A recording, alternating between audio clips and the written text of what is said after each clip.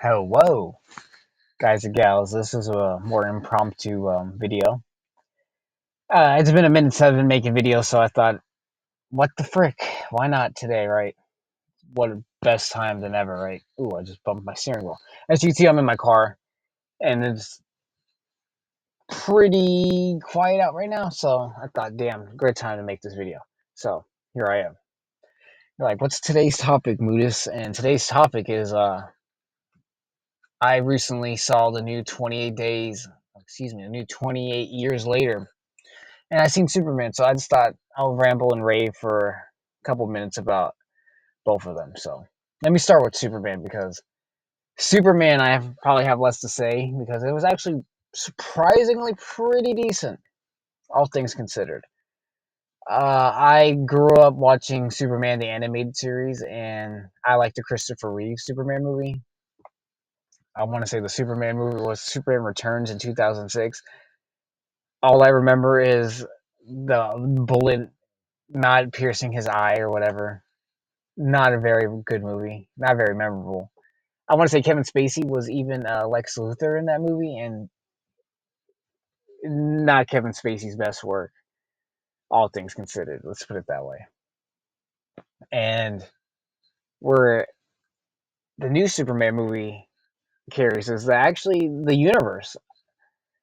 As you guys may or may not know, James Gunn, the guy who wrote and directed this Superman movie, wrote Romeo and Juliet, a movie I saw probably way too young, and in a way, it inspires me because I know Trauma doesn't get a lot of classy reputation, or gets the kind of respect of a filmmaking organization, I guess, or company because Toxic Avenger or whatever the case may be. But Trauma to me has always made entertaining films. I have not ever sat through a movie that they've made and not have been entertained thoroughly.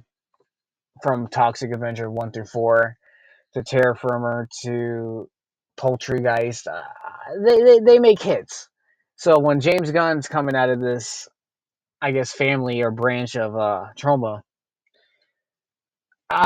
his that Trauma esque uh, aesthetic he has and style of filmmaking he got from Trauma, it carries over.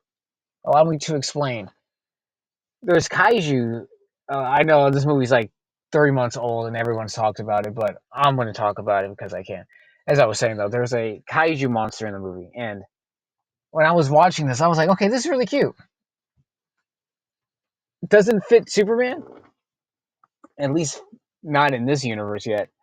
Could have built to, but I was digging it. I was like, okay, I like all the robots. 1 through 7, or he had like 22 at the end of the movie. I like that. Great universe. I'm hoping to see Brainiac. I think Brainiac would be an excellent addition to this James Gunn DCU universe, whatever they're calling it, right? Because Brainiac's my favorite Superman villain. Superman's not my favorite superhero. He's on the pantheon of them. He probably like top 15 maybe. I do like me some Superman, and I think he can do a really good Brainiac because the way he had the mechanic moving in the scene where Superman's taking out the mechanics nanobots from his body. I thought that was really cool. I think he can do a very good Brainiac. So fingers crossed for that. Honestly, I didn't really mind. I know people did not like the Justice League or the Justice League Light or the Justice Gang or whatever they're called. Mr. Terrific was cool. I think he's probably the best done at all of them. Hawkgirl. I, I found really strange because people didn't understand that Hawkgirl doesn't have powers. Allow me to explain. Hawkgirl has like a mace and a helmet that's like Mario's hat with wings, and that's essentially where she gets her powers from.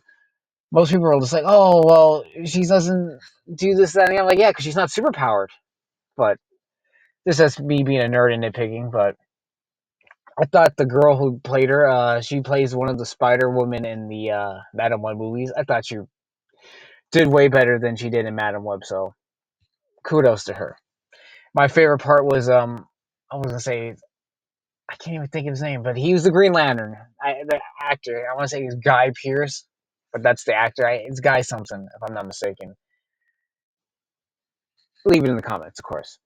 But he was in the movie, and I thought he was the best. And I honestly want to see more of the Justice League, but the Green Lantern Corps. Hopefully, they can do it better than the Ryan Reynolds Green Lantern movies. So shout out to Superman being the best movie of the summer and the best movie I saw on streaming so far out of the year so far. Put it that way, because the movie we're about to get to now, oh boy, I have a lot to say. So be prepared. So let's get into the meat and potatoes of this video. I'm gonna preference this with saying I'm glad I didn't see this in theaters because I probably wouldn't have been a happy camper. I'm gonna explain. First is the intro of this movie.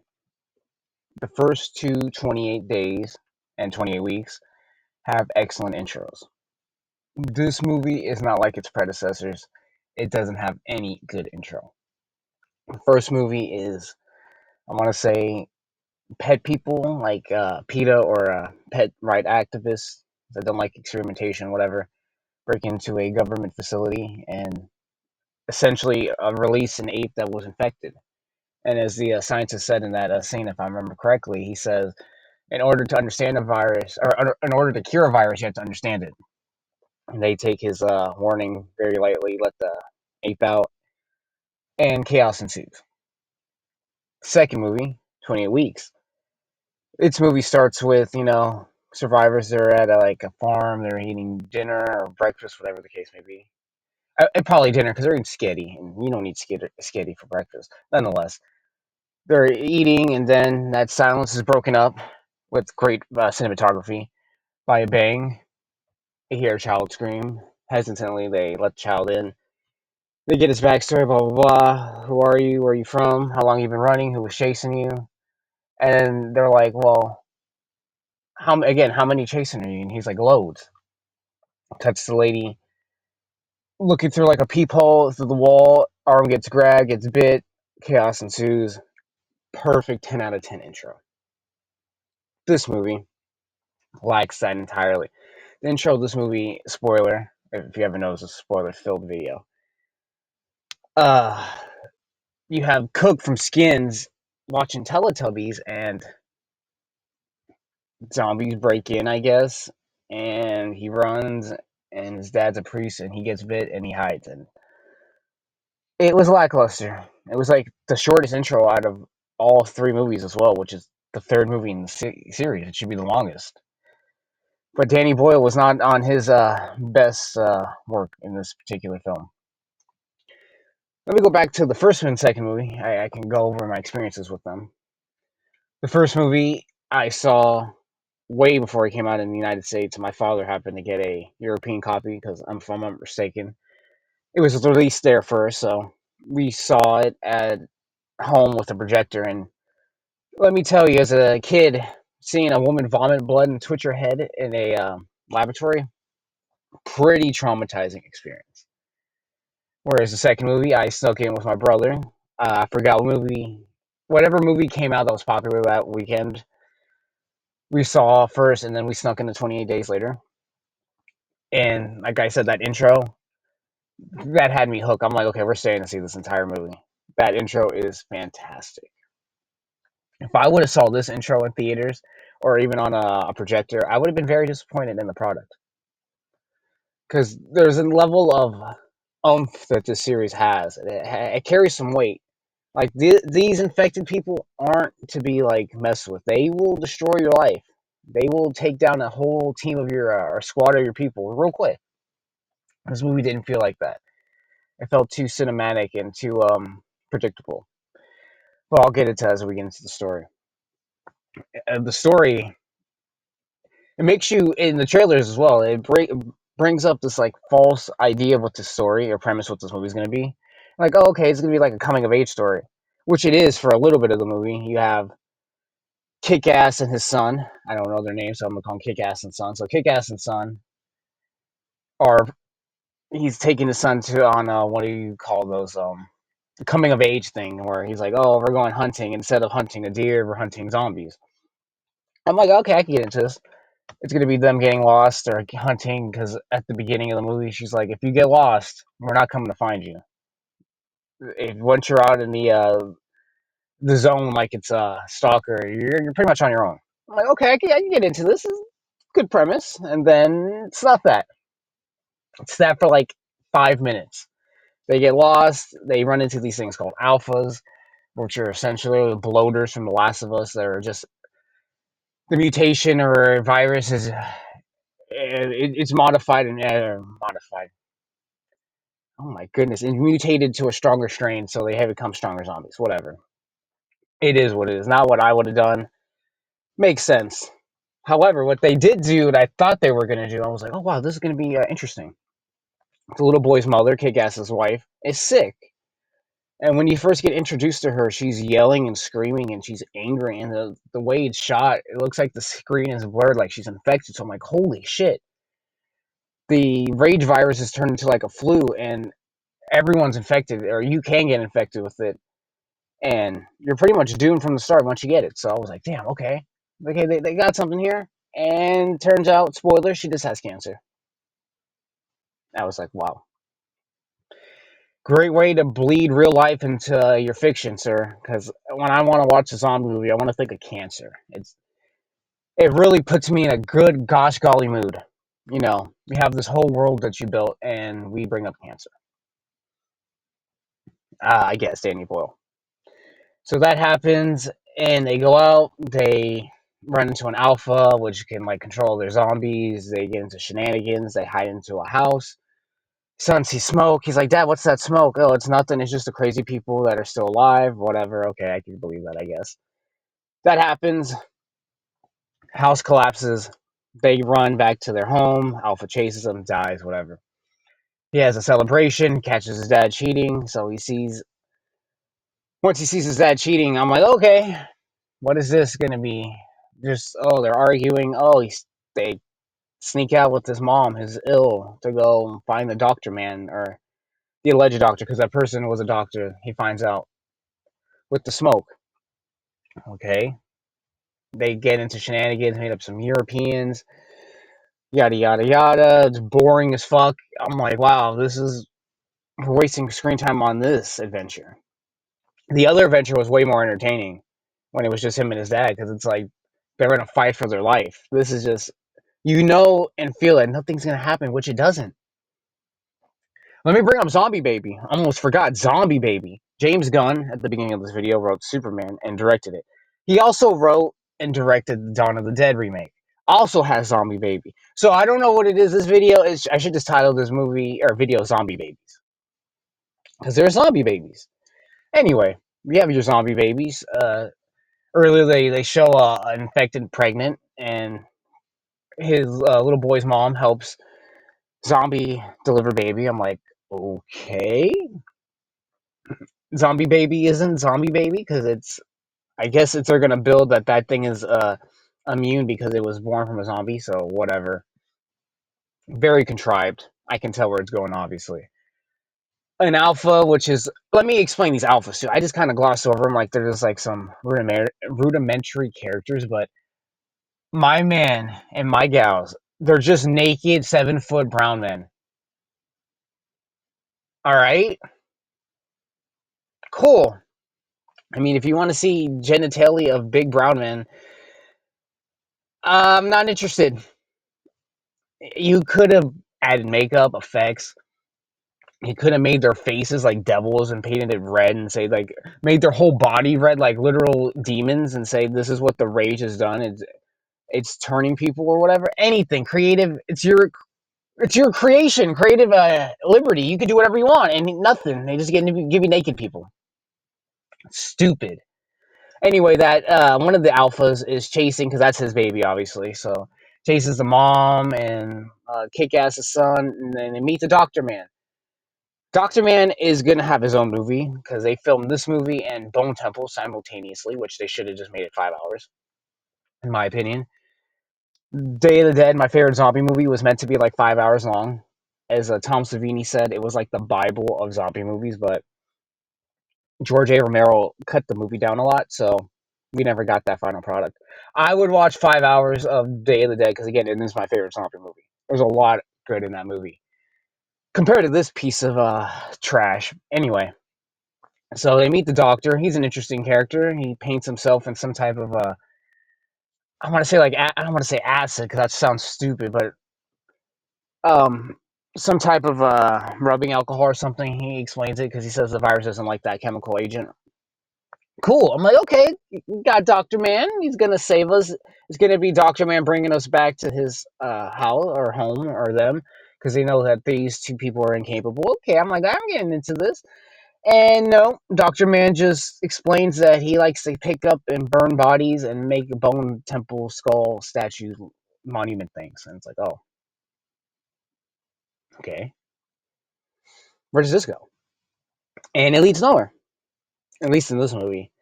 So, little boy, this, that, and the other, they're yada, yada, yada. Mom kills zombies way before they meet the Dr. Man. Meet Dr. Man, they tranquilize the son. The mom sacrifices herself, essentially. Wakes up, he puts her skull. I would have been fucking in tears. I'm like, you just killed my mom, you fucking freak, and you made me clean her skull, and I gotta put her skull somewhere? This is like ridiculous. But little boy finds, I guess, relief in the grief. So he does that, he puts her skull. Next day, big naked brown man comes and appears at Dr. Man's camp. They attack him, tranquilize him. He's like, you got to take that baby and get the hell out of here. And then it just cuts to him right back at camp. Like nothing happened, like nothing. You would think, okay, let's make the movie entertaining by having the kid and the baby secretly sneak through and get past all these zombies so he can get back to his house or home or whatever. No, baby never cries either. So zombie baby doesn't cry or doesn't give any kind of tension. Like you're like, damn. Because maybe you'd be like, oh my god, the baby's crying. It's gonna, alert those zombies. Nothing like that. Just skips to them. He drops the baby off with a note with to kick ass. Who is the best part of this movie? Who's in it 5 minutes? Just like Doctor Man.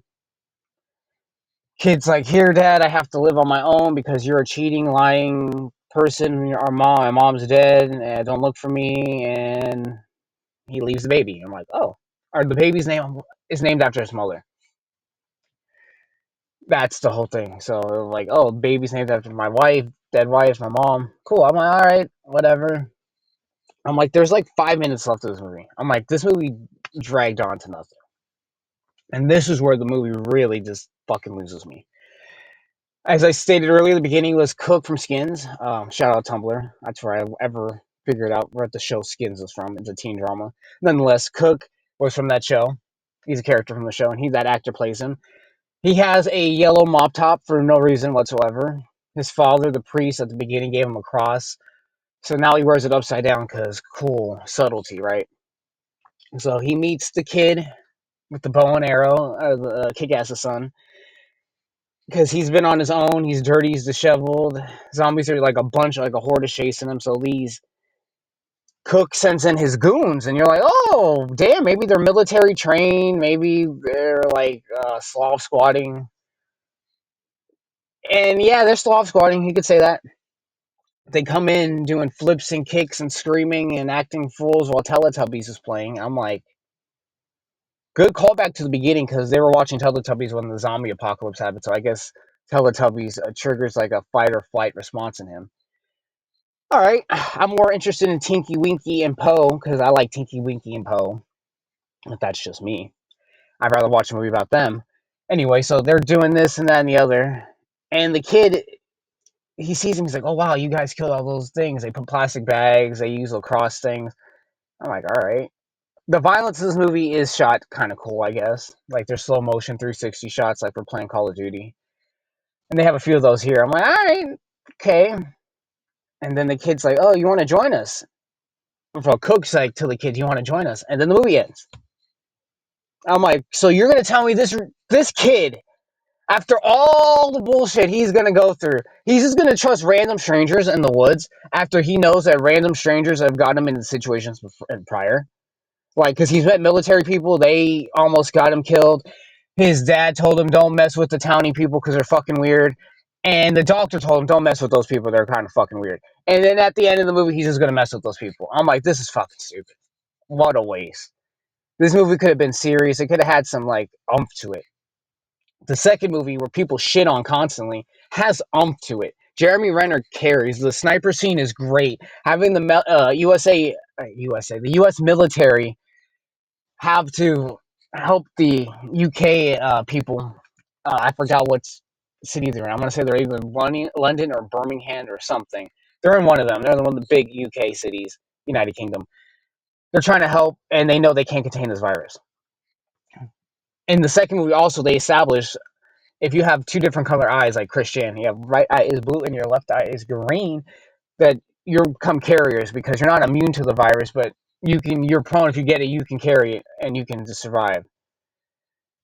They didn't have any of that here. None of that lore that second movie built is here. The only thing that kind of is from the second movie is the dad becomes like an alpha, pseudo alpha, because he's so smart, which I hated in that movie. I thought, okay, he's too smart for this movie. No zombie should be this smart. This isn't Bub from Day of the Dead. But I guess since it's the alphas, I'm like, okay, he's a pseudo alpha. He became really smart because he got infected with the rage virus. Whatever. This movie's ending is just weird. And if it was, I guess with Bone Temple, I guess you can mix both the movies together and make it a more concise story, because this is not a way to end a zombie movie. The first movie ends with a very happy, hopeful ending where they get out, they see a plane, they're like, do you think they can see us? Because they have SOS on the ground. Great ending. Inspires hope. The second movie is bleak. Two of the survivor children and a military helicopter personnel person flies, and they get away from the havoc. He picks them up on a football field, and the plane or the helicopter crashes, and the infection spreads to Paris, and the movie ends. More dire, but it leaves room for more, because you're like, damn, okay, I want to see more zombie infections in these locations. Doesn't give you that. The third movie takes place in Scotland on a little island, which it's cool in concept because the island you only can get to it when it's not a high tide, because of high tide it covers the walkway to it. So it's brilliant. I like that. But you don't get that either. You don't get like a huge military versus home base versus zombie like chase down scene where they're trying to like invade and horde over. Nothing like that. It's just boring. It's sad and contrived. I was like, damn. If I want to be sad, I'll go just deal with my real life.